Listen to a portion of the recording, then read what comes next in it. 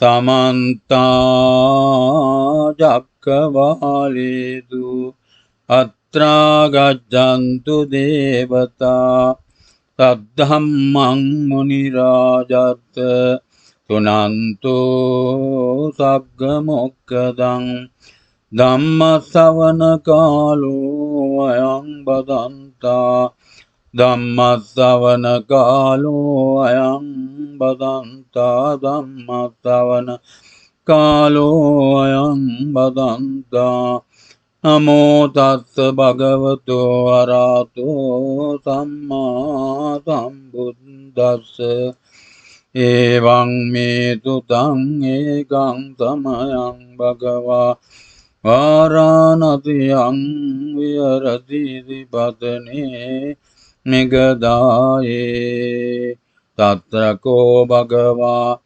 පංචවග්ගියේ භික්ඛු ආමන්ත්‍රේසි මේ භික්ඛවේ අන්තාපබ්බජිතේන නසේවිතබ්බා යෝ චායං කාමේසු කාමසු කල්ලිකානුයෝගෝ ඊනෝ ගම්මෝ පෝතුඤ්ජනිකෝ අනරියෝ අනත්ත සංහිතෝ යෝ චායං අත්ත කිලමතානුයෝගෝ දුක්ඛෝ ඊනෝ ගම්මෝ පෝතුඤ්ජනිකෝ අනරියෝ අනත්ත සංහිතෝ යේතේ භික්ඛවේ උභෝ අන්තේ අනුපගම්ම මජ්ක්‍ධිමා පටිපදාය තථාගතේන අභිසම්බුද්ධා චක්ඛුකරණී ඥානකරණී උපසමාය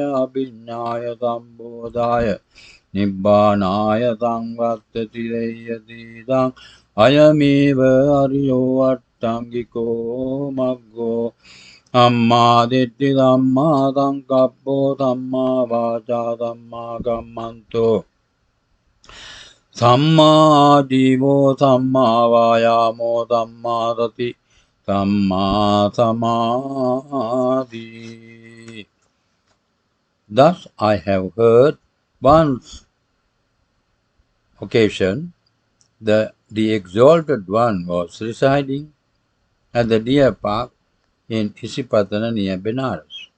Thereupon the exalted one addressed the group of 5 bhikkhus as follows. There are these 2 extremes, O bhikkhus, which should be avoided by one who has renounced the world. Indulging in sensual pleasures, this is base, vulgar, worldly, ignoble, and profitless. And addiction to self-mortification, this is painful, ignoble, and profitless. Abandoning both these extremes, the Tathagata has comprehended the middle path, Majjhima Patipada, which promotes the sight and knowledge, and which tends to peace, higher wisdom, enlightenment, and Nibbana. What, O bhikkhus, is that middle path the Tathagata has comprehended, which promotes sight and knowledge, and which tends to peace, higher wisdom, enlightenment, and Nibbana? The very noble eightfold path, namely right understanding, the right thoughts, right speech, right action, right livelihood, right effort, right mindfulness, right concentration. This, O bhikkhus, is the middle path which the Tathagata has comprehended. Now this, O bhikkhus, is the noble truth of suffering. Both the birth is suffering, decay is suffering, death is suffering. To be united with the unpleasant is suffering. To be separated from the pleasant is suffering. Not to get what one desires is suffering. In brief, the 5 aggregates of attachments are suffering. Now this, O bhikkhus, is the noble truth of cause of suffering. It is this craving which produces rebirth, accompanied by passionate clinging, welcoming this and that. It is the craving for sensual pleasures, craving for existence, and craving for non-existence. Now the so bhikkhus is the noble truth of cessation of suffering. It is the complete separation from and destruction of this very craving. Its forsaking, renunciation, the liberation therefrom, and non-attachment thereto. Now the so bhikkhus is the noble truth of path leading to the cessation of suffering.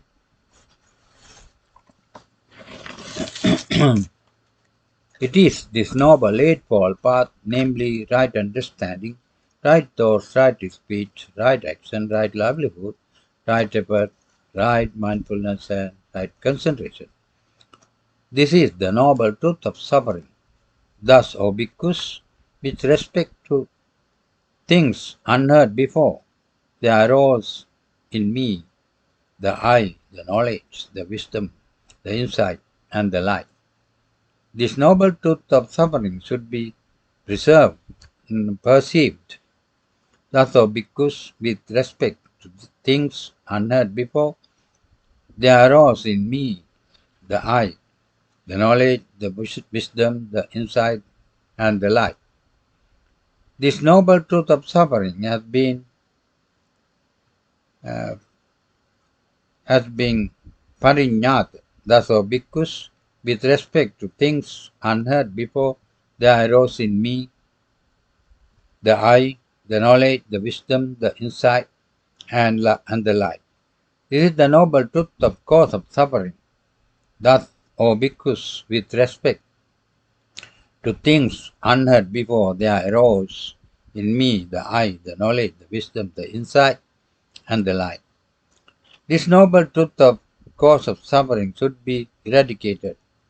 Pahatab, thus, O bhikkhus, with respect to the things unheard before, there arose in me the eye, the knowledge, the wisdom, the insight, and the light. The noble truth of the cause of suffering has been eradicated. Thus, O bhikkhus, with respect to things unheard before, there arose in me the eye, the knowledge, the wisdom, the insight, and the light. This is the noble truth of cessation of suffering. Thus, O bhikkhus, with respect to things unheard before, there arose in me the eye, the knowledge, the wisdom, the insight, and the light.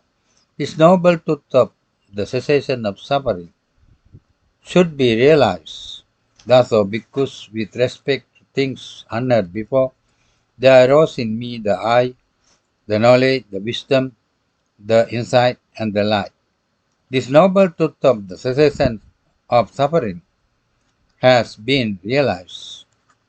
Thus, O bhikkhus, with respect to things unheard before, there arose in me the eye, the knowledge, the wisdom, the insight, and the light.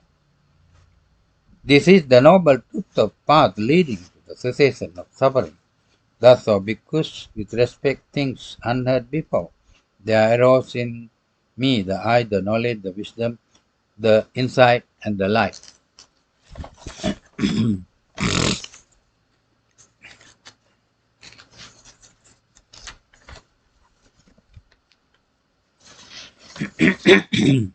This noble truth of the path leading to the cessation of suffering should be developed. Thus, O bhikkhus, with respect to things unheard before, there arose in me the eye, the knowledge, the wisdom, the insight, and the light. This noble truth of the path leading to the cessation of suffering has been developed. Thus, O bhikkhus, with respect to things unheard before, there arose in me the eye, the knowledge, the wisdom, the insight, and the light. As long, O bhikkhus, as the absolute truth, intuitive knowledge regarding these Four Noble Truths under their three respect and 12 modes was not perfectly clear to me, so long I did not acknowledge in this world inclusive of gods, Maras and Brahmas, and amongst the host of ascetics and priests, gods and men, that I had gained the incomparable supreme enlightenment. When, O bhikkhus, the absolute true intuitive knowledge regarding these Four Noble Truths under their three aspects and 12 modes become perfectly clear to me, then only did I knowledge in this world, inclusive of gods, Maras, Brahmas, among us, the hosts of ascetics and priests, gods and men, that I had gained the incomparable supreme enlightenment, and there arose in me the knowledge and insight. Unshakable is the deliverance of my mind. This is my last birth, and now there is no existence again. Thus, the exalted one discoursed, and the delighted bhikkhus applauded the words of the exalted one.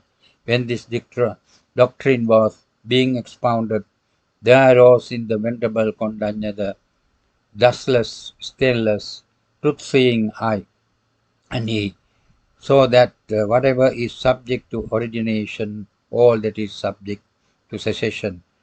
When the Buddha expounded the discourse of the Dhammacakka, the earth-bound deities exclaimed, "This excellent Dhammacakka, which could not be expounded by any ascetic priest, god, Mara, or Brahma in this world, has been expounded by the Exalted One at the Deer Park in Isipatana near Benares." Hearing this, the Devas Tatuma Rajikatava Tinsayama Krista Nimarati Paranimita, and the Brahmas of Brahma Parisaja, Brahma Purohita, Maha Brahma Paritaba, Appamanaba Abasara, Paritta Subha, Appamana Subha, Subhagennika, Pehapala Avyatapa Sudasa Sudasi Akanitta, also raised the same joyous cry. Thus, at that very moment, at that very instant, this cry extended as far as the Brahma realm. These 10,000 world systems quaked, tottered, and trembled violently. A radiant light, surpassing the effulgence of the God, appeared in the world. Then the Exalted One said, "Friends, Kondanya has indeed understood. Friends, Kondanya has indeed understood. Therefore, the Venerable Kondanya was named Anya Kondanya." Akasattaa ca Bummattaa Deva Naga Mahitika Punyantang Anumoditva Tiran Rakkantu Lokasasanam Tiran Rakkantu Desanam Tiran Rakkantu Tvam Sada Dukkappatta ca Niddukka Bhayapatta ca Nibbaya Sokapatta ca Nissoka Hontu Sabbepi Pano.